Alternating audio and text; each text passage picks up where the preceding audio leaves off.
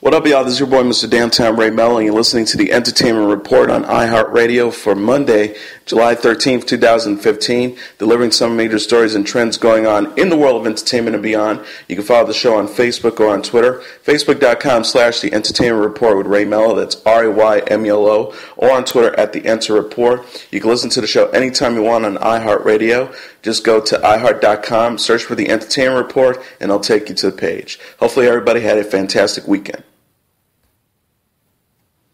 Kurt Sutter's medieval drama debuted at First Look at Comic-Con Sunday in San Diego, with the trailer airing later during the Strain during Season 2 premiere of FX. Bastard Executioner tells the story of a warrior knight in King Edward's charge, who is broke down by the ravages of war and vows to lay down his sword. When that violence finds him again, however, he's forced to pick up the bloodiest sword of all.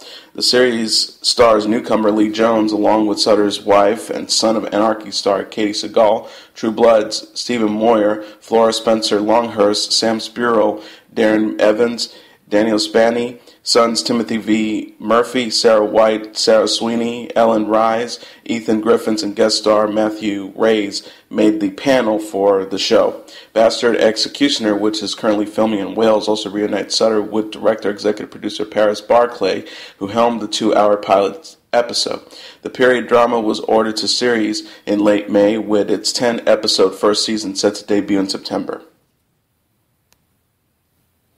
The voices of thousands of boisterous fans wrapped up in a ravenous geek rapture exploded in San Diego's Convention Center's Hall H after the showing of the new trailer for Warner Bros. Batman vs. Superman: Dawn of Justice. The movie is a sequel to 2013's Man of Steel, but this movie, more than Steel, is really the jumping off point for Warner's much ballyhooed cinematic universe based on characters seen in the comics published by DC Entertainment. Ben Affleck, Henry Cavill, and Gal Gadot were on hand for the presentation, along with co-stars Jesse Eisenberg, Holly Hunter, Amy Adams, and Jeremy Irons, as well as director Zack Snyder. The movie not only introduces Wonder Woman, making her first appearance since Linda Carter's television series, but it also unveils heroes such as Aquaman, Flash, and Cyborg. Snyder talked on his inspiration for the movie's story, saying it's less centered on the classic miniseries The Dark Knight Returns than people think. He said, there have been a lot of talks of my love for a particular comic book, The Dark Knight Returns. I definitely homage in the movie as a way to say to Frank Miller, I love your work, but this story is not that story. Affleck drew several laughs during the presentation, with perhaps the loudest being an anecdote about him meeting Christian Bale in the Batman aisle of a Hollywood costume store. Affleck was still new to the role and felt nervous about it, and just happened to be shopping with his son looking for costumes when he ran into Bale. He asked the actor who played Batman in 3 Christopher Nolan movies if he had any advice. Bale told him, make sure you can piss in that suit. The trailer shows a very serious-minded movie, something Eisenberg credited Argo writer Chris Terrio. He says there's an emotional groundedness to this version, and that's due to Chris Terrio. He gives every character a real emotional core, even though the situations are very theatrical. The movie is also Warner's aggressive answers to the cinematic universe template first initiated by Marvel Studios, which this year is not attending the annual pop culture celebration. Warner's previously showed off a teaser trailer for Batman vs. Superman, but the effort to make an impact was mangled when the trailer leaked early online, and in turn the studio was forced to unveil it on Friday afternoon. During the same period, Disney released the first trailer for Star Wars: The Force Awakens.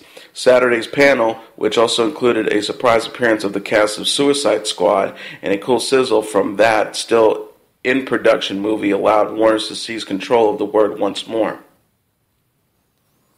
Marvel Entertainment announced the return of one of the first big-screen stars at San Diego's Comic-Con Sunday, but the new Blade series comes with a twist. The main character isn't the experienced vampire hunter played on-screen by Wesley Snipes, but his never-before-seen daughter.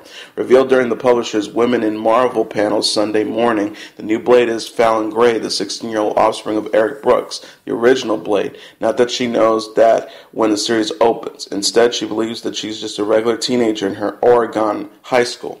Illustrated by Logan Fabrier, the series will be written by Tim Seeley, a man with lots of experience in supernatural stories starring teen girls, thanks to his long-running independent series /Slash. The new series will launch in October as part of Marvel's all-new, all-different Marvel published relaunch. Also announced during the panel were a second series of Ryan North and Erica Henderson's The Unbeatable Squirrel Girl, and an audio adaptation of the critically acclaimed Miss Marvel series by J. Willow Wilson and Adrian Efona. Fox surprised H. Hall crowd with the first look at X-Men Apocalypse. The first appearance of the large cast, 14 actors took to the stage ranging from James McAvoy, Jennifer Lawrence, Michael Fassbender, and Nicholas Hoult to Cody Smith-McPhee, Sophie Turner, and Oscar Isaac, was heavily rumored. But it was the footage that had the crowd roaring in approval and delight. It gave the first glimpse of Isaac as the villain of Apocalypse and ended with McAvoy as the bald-headed Professor X, which is the first time the actor would inhabit that iconic look. The X-Men panel started off on a sentimental note with Hugh Jackman. A reel showcased the history of the X-Men franchise with a heavy dose of Jackman as Wolverine, and also featured rare Jackman audition footage and being offered the job. Jackman said before going on what felt very much like a Wolverine farewell tour, "Up until 2 days ago, I had no idea that the footage existed." He talked of how his new Wolverine movie will be my last putting on the claws. This has been the greatest thing that has ever happened to me. Bryan Singer then joined the man whose career he helped shape and explain. "I never gave anyone a job on the spot before, but I got permission." X-Men Apocalypse, directed by Singer, will hit theaters on May 27, 2016. Gambit, starring Channing Tatum, is slated for October 7, 2016. As the large Apocalypse cast came on, Jackman and Singer hugged, and Jackman bid the stage adieu. The panel ended on a high note and a surprise on top of a surprise, much to the delight of the crowd. After another showing of the footage, the entire cast returned to the stage with Jackman for a giant photo. Then, from one far aside, X-Men co-creator Stan Lee shoved onto the stage. Moments later, and out of the blue, Tatum, who was joining the X-Men cinematic universe with his solo film Gambit, hopped from backstage and joined in on the fun. The crowds naturally went ape, and thousands of cell phone cameras went into overdrive. Will Smith and Margot Robbie made their first appearance at Comic-Con's Hall H during the unveiling of the first look of Suicide Squad, Warner Bros. Action movie based on the DC villains. The appearance of the squad's cast: Joel Kinnaman, Claire Devaney, Jai Courtney, Viola Davis, Adam Beach, and Adewale Akinnuoye Ajibage, among others, was one of Warner's surprises for the 6,500-plus crowds of the hall, most of whom had camped out to get in for what was one of the marquee panels of the entire convention, Warner's presentation of its DC-themed superhero movies. Jared Leto, who was playing Batman arch-nemesis the Joker, was not there. Also present was David Ayer, who directed the feature in which Smith plays the villain Deadshot and Robbie the Joker's on-and-off girlfriend Harley Quinn. Ayer said, "Who's got the best bad boys out there? DC Comics. I'm not trying to start East Coast, West Coast feud with Marvel Comics, but someone has got to say the truth." Ayer made it a point to pay homage to the fans. "You guys run the shit. It's about canon being faithful to the source materials. You guys know your shit, and you're going to get it." What followed was a sizzle reel that quickly established the story of imprisoned supervillains recruited by a government agency to perform coveted operations in exchange for some redemption. Ayer said there were shots of Robbie as Quinn in a special prison case, Smith leading the team through burning rubble, and Leto about to inflict pain on some poor soul. The tone was dark. The tagline shown was "Justice has a bad side," but the crowd was on the edge of their seats. The entire cast was shooting in Toronto only a day earlier and was flown to San Diego Saturday morning to spend about 3 hours on the ground just to make an appearance that lasted under 15 minutes. At 1 p.m., they were on a shuttle back to the airport. But not before Smith, the only one of the cast to speak on stage, pointed to Ayer and said, "This guy tells the absolute truth. He is making something you will all love." The movie has a set release date of August 5, 2016, just over 4 months after Warner unveils Batman vs. Superman: Dawn of Justice. Han Solo is back. At the Star Wars The Force Awakens panel Friday, Harrison Ford made his first public appearance since his plane crash in March. He told the crowd, "I'm fine," who broke out into bellowing screams and applause when he took the stage. "I walk here, so how bad can it be?" The actor, who's reprising his iconic role in the upcoming Star Wars film, suffered multiple injuries, including a broken pelvis and broken ankle, after a single-engine World War II-era plane had to make an emergency landing on a Venice golf course March 5th. He was unable to attend the Star Wars Celebration convention in April. Ford, who's 72, took the stage along with several stars of the upcoming film, whose director J.J. Abrams and Lucasfilm president Kathleen Kennedy held the hotly anticipated panel. He said when asked about how he felt returning to the set of the Star Wars movie, "I should have felt ridiculous. It was 30 plus years ago and I sort of grew up. Here I was. I will tell you, it felt great." Ford also was hurt on the set of The Force Awakens when his ankle was injured by the door of the Millennium Falcon, the spacecraft that his character pilots in the original films. Ford added, "The originals that I was part of, it was like the beginning of my working life. I'm very grateful for the opportunity for the success of the film." Star Wars The Force Awakens hits theaters December 18th. Before Ryan Reynolds hit the hall for Fox's Saturday night Hall H panel at San Diego's Comic-Con, he played an obscene-filled video greeting from Deadpool. In the clip, he slammed Fox for suing the character's mouth shut in the first movie he appeared in, 2009's X-Men Origins Wolverine. Wolverine wasn't the only movie he threw shades at. Ryan took on his 2011 feature Green Lantern, saying he has only done one proper superhero movie, then correctly himself, "I'm sorry, not proper." He continued to play the Comic-Con crowd by touting the film's R rating. "It is absolutely a miracle that a studio let us make Deadpool, let alone a R-rated Deadpool," he said to the huge applause. Reynolds then debuted the first trailer for the film, working the crowd into a frenzy. The trailer included a Stan Lee cameo in a strip club and also a surprise appearance from X-Men's Colossus, who has a fight with Deadpool. The footage was action-packed, funny, and bloody. Before getting his powers, Wade Wilson begs his creators not to make the superhero suit green and animated. Another dig at Green Lantern. Another moment, Deadpool's friend Weasel, played by T.J. Miller, discussed how hideous he looks after the procedure that gave him his powers. He looks truly hideous, and Miller has a creative way to describe it. It involves the male anatomy. At another point, Deadpool does a flip out of the van with one bullet shoots 3 men through the head, all gloriously captured in slow motion. At another point, Deadpool looks at a gruesome bullet wound which has left a gaping hole in his own hand and makes a foul-mouthed comment. After the footage played, the crowd rose to its feet and started chanting one more time, and H all powers that be obliged. Deadpool, which stars Reynolds as a smart-mouthed mercenary, is set for release on February 12, 2016. The Miss USA pageant went on as scheduled Sunday night. The pageant has been caught up in controversy after Republican presidential candidate and pageant owner Donald Trump said in his announcement speech, "When Mexico sends its people, they're not sending their best, they're not sending you. They're sending people that have lots of problems, and they're bringing those problems with us. They're bringing drugs, they're bringing crime, they're rapists, and some I assume are good people." NBC and Univision dropped the pageant, and several other participants opted out, but the pageant did find a new home on Reel's channel. There was little mention of the recent Trump controversy apart from a judge noting vaguely that she was happy to be there supporting the contestants amid the chaos of the past couple of weeks. And co-host Todd Newton noted that at the start of the show that the pageant had become the most anticipated and what will be the greatest night in recent pageant history. Held in Baton Rouge, Louisiana, the pageant saw a final five consisting of Miss Texas USA, Eliana Guerrero, Miss Maryland USA, Mamie Audigier, Miss Rhode Island USA, Ania Garcia, Miss Nevada USA, Brittany McGowan, and Miss Oklahoma USA, Olivia Jordan, who actually won the pageant. The broadcast also features a segment highlights the diverse backgrounds of several contestants whose parents are from countries ranging from Mexico to Poland to France to Albania, and also spotted the contestants talking about promoting better understanding among people of different cultures.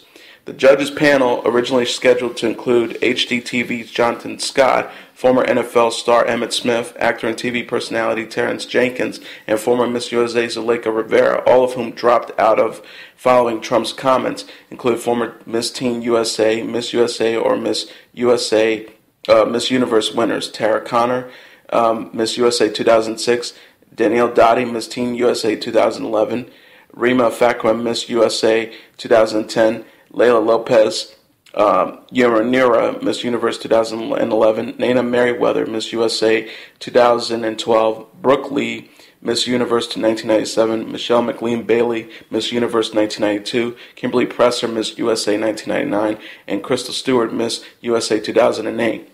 Newton hosted the show with Alex Weirley. They came on board after original co-hosts Thomas Roberts, Cheryl Burke, and Ginny Mai dropped out. Christian de la Fuente and Rosalind Sanchez also opted not to host the Spanish-language simulcast of the pageant. Several performers, including Flo Rida, country singer and The Voice winner Craig Wayne Boyd, and pop singer Natalie LaRose, also backed out. Singer Travis Garland and former American Idol finalist Stefano Longon started off the show with 3 songs: Born on the Bayou, She's a Bad Mamma Jamma, and American Woman, as the contestants strutted on stage and introduced themselves. Trump himself was not present, tweeting Saturday, "I will not be able to attend Miss USA pageant tomorrow night because I am campaigning in Phoenix. Wishing all well." Public Enemy frontman Chuck D shares his thought about the Bill Cosby sexual assault controversy on social media over the weekend. The hip-hop legend and Public Enemy co-founder suggested to his nearly 500,000 Twitter followers that Cosby's legacy shouldn't be destroyed because of the numerous rape allegations against him. He wrote, "No way I'm defending Cosby, but this wiping history out will a swoop is akin to Nazi book burning." Chuck D likened the situation to super producer Phil Spector, who was convicted of killing actress Lana Clarkson in 2009. Even though Spector is serving 19 years to life, people still listen to his music he produced. The rapper tweeted, "Context is everything. Phil Spector still plays." But not everyone agreed with Chuck D's feelings about the matter. One Twitter user wrote, "Cosby's so-called legacy should be erased because now we can't laugh at reruns knowing he was raping girls at the same time." A tweet says, "Chuck D's going to bat for Cosby, making my head hurt."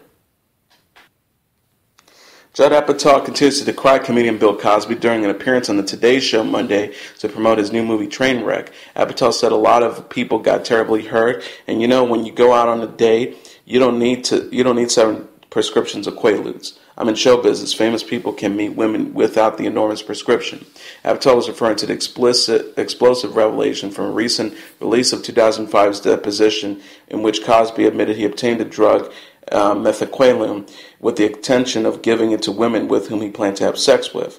Apatow told host Willie Guest, "I just keep noticing that no one else was saying that this was a bad thing. I would have loved to not talk about it. It's incredibly sad. It's one of the most tragic things that's happened in our business, and I think we do have to stand up for the women and say that we believe you." He said, "We should all be very hesitant about getting involved in anything, but when it's 40 people, it certainly is time for everybody to wake up and say we should be concerned about the women." Apatow has gone on record numerous times calling out Cosby, most recently giving a statement to Esquire after the 2005 deposition was revealed. Japanese-based Nintendo said Monday morning that its president Satoru Iwata died Saturday due to a bile duct growth. Iwata skipped last year's E3 reportedly due to his health and underwent surgery to remove the bile duct growth.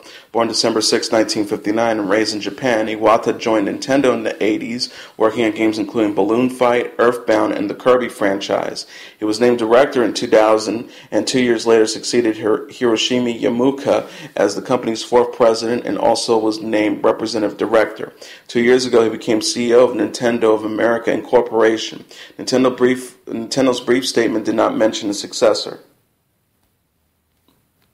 Omar Sharif, the Egyptian actor known for his roles in classic films like Dr. Zhivago and Lawrence of Arabia, died on Friday. He was 83. The actor's agent, Steve Kennis, told The Wrap on Friday he suffered a heart attack this afternoon in a hospital in Cairo. Sharif was born in Alexandria, Egypt in 1932. His first film role came in 1954 with the film Devil of the Sahara. He worked consistently in Egyptian cinema until breaking out in 1962 as Sheriff Ali in the epic David Lean classic Lawrence of Arabia. Sharif won the Golden Globe for Best Supporting Actor for his role in the iconic film. He was nominated for an Academy Award for Best Supporting Actor as well. Sharif reteamed with Lean for the 1965 film Dr. Zhivago. He starred as Yuri, a physician and poet who falls in love with the political activist's wife against the backdrop of World War I and the October Revolution. Sharif won his 2nd Golden Globe for the film, this time for Best Motion Picture Actor in the Drama. He also played numerous of famous historical figures, such as Genghis Khan in 1965's film of the same name, and the Argentinian revolutionary Ernesto Che Guevara in 1969's Che. Though known as a dramatic actor, Sharif also dabbled in comedy. He played Egyptian assassin in the 1976 film The Pink Panther Strikes Again, as well as a secret top agent in the Zucker Abrams spy spoof Top Secret. And another passing to report. French designer Christian Audigier, best known for his creations at Ed Hardy and Von Dutch, died in Los Angeles Thursday after a battle with cancer. He was 57. Audigier was popular with young Hollywood stars such as Paris Hilton, Ashton Kutcher, Kim Kardashian, Lindsay Lohan, Justin Timberlake, Britney Spears, and reality couple John and Kate Gosselin in the mid-2000s. Madonna and the late Michael Jackson were also big supporters. Often mocked by fashion elite for his logo-heavy, rhinestone-crusted designs and bright trucker hats, Audigier had an estimate net worth of $250 million and sold Ed Hardy in 2011 for $62 million. Along with his fashion empire, he released a line of fine wines wrapped in his designs and was a partner along in a nightclub at the Treasure Island Hotel in Las Vegas. Audigier was diagnosed with meloplastic syndrome, the same bone disease that Good Morning America's anchor Robin Roberts battled in 2012. The Minions goofed their way to $39 million on Saturday night, pushing the animated comedy to a $115.2 million box office debut, making it the number one movie over the weekend. The Little Yellow Helpers are another huge opening for Universal this year after the studio's Jurassic World, Furious 7, and Pitch Perfect each surpassed the 100 million mark. This is an historic year and 5 great movies out, and it's only July. While tracking services initially projected a 3-day estimate of $110 billion, Millions is looking at $115.2 million, which puts it at the second biggest opening weekend of all time for an animated film. The current first place holder for the best opening weekend of an animated film goes to Shrek the Third, which debuted with $121.6 million back in 2007. The animated family comedy played in 4,301 North American theaters, with each theater grossing an average $26,785. The movie's success also spread internationally as it rakes in an impressive $124.3 million this weekend, bringing the film's worldwide total of $395.7 million. On Friday night, Millions made $46 million, which means the Illumination film has a setback of 17% on Saturday night.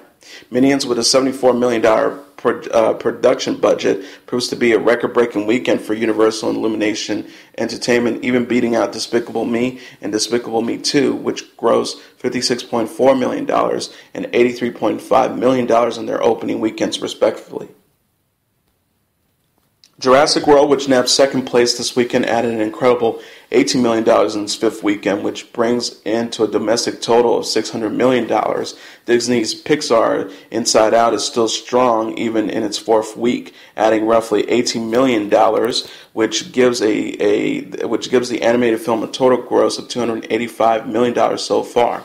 Another strong opening this weekend goes to the critically acclaimed Amy Winehouse documentary Amy, which raked in about $2 million while adding 341 locations in its second weekend. This weekend marks an overall increase at the box office from a year ago when Fox's Planet of the Apes debuted at around $72.6 million. Next week's wide release includes Disney Marvel's Ant-Man starring Paul Rudd and Judd Apatow's Trainwreck featuring Amy Schumer and Bill Hader. Woody Allen's limited release Irrational Man will also hit theaters next week. And now let's look back at what happened on this day in entertainment history. On this date in 1985, at Wembley Stadium in London, Princess Charles and Princess Diana officially opened Live Aid, a worldwide rock concert organized to raise money for the relief of famine-stricken Africans. Continued at JFK Stadium in Philadelphia and in other arenas around the world, the 16-hour super concert was globally linked to satellite to more than 1 billion viewers in 110 nations. In a triumph of technology and goodwill, the event raised more than $125 million in the famine relief for Africa. Live Aid was the brainchild of Bob Geldof, the singer of the Irish rock group called the Boomtown Rats. In 1984, Geldof traveled to Ethiopia after hearing news that a horrific famine had killed hundreds of thousands of Ethiopians and threatened to kill millions more. After returning to London, he called Britain's and Ireland's top pop artists together to record a single to benefit Ethiopian famine relief. Do They Know It's Christmas, written by Geldof and Ultravox singer Midge and performed by Band-Aid, an ensemble that featured Culture Club, Duran Duran, Phil Collins, U2, Wham, and others.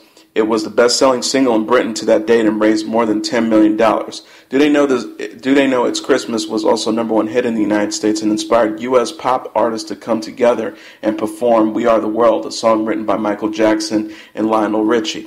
With the crisis continuing in Ethiopia and the neighboring Sudan, also stricken with famine, Geldof proposed Live Aid, an ambitious global charity concert aimed at raising more funds and increasing awareness of the plight of many Africans. Organized in just 10 weeks, Live Aid was staged on Saturday, July 13, 1985. More than 75 acts performed, including Elton John, Madonna, Santana, Run DMC, Sade, Sting, Bryan Adams, The Beach Boys, Mick Jagger, David Bowie, Queen, Duran Duran, U2, The Who, Tom Petty, Neil Young, and Eric Clapton. The majority of these artists performed at either Wembley Stadium in London, where a crowd of 70,000 turned out, or at Philadelphia's JFK Stadium, where 100,000 watched. 13 satellites beamed a live television broadcast of the event to more than 1 billion viewers in 110 countries. More than 40 of these nations held telethons for the African famine relief during the broadcast. A memorable performance of the concert was Phil Collins performing in Philadelphia after flying by Concorde from London, where he performed at Wembley earlier in the day. He later played drums during a reunion of the surviving members of Led Zeppelin. Beatle, Paul McCartney, and The Who's Pete Townsend held Bob Geldof aloft on their shoulders during the London finale, which performed a collective performance of Do They Know It's Christmas. 6 hours later, the U.S. concert ended with We Are the World. Live Aid eventually raised $127 million in famine relief for African nations, and the publicity it generated encouraged Western nations to make available enough surplus grain to end the immediate hunger crisis in Africa. Geldof was later knighted by Queen Elizabeth II for his efforts. In July 2005, Geldof staged a series of Live Aid concerts in 11 countries around the world to help raise awareness of global poverty. Organizers led by Geldof purportedly scheduled the concert days before the annual G8 summit in an effort to increase political pressure on G8 nations to address issues facing the extremely poor around the world. Live Aid claimed that an estimated 3 billion people watched. 1,000 musicians performed in 11 shows, which were broadcast on 182 television networks and by 2,000 radio stations. And that is your entertainment report for Monday, July 13th, 2015. I'm your host, Mr. Downtown Brain Melo. I'll be back tomorrow to deliver some major stories and trends going on in the world of entertainment and beyond. You can follow the show on Facebook or on Twitter, facebook.com/The Entertainment Report with Ray Melo, that's RAYMELO, or on Twitter at The Enter Report. You can listen to this episode or any previous episodes of The Entertainment Report on iHeartRadio. Just go to iHeart.com, search for The Entertainment Report, and it'll take you to the page. Good night, and God bless you all.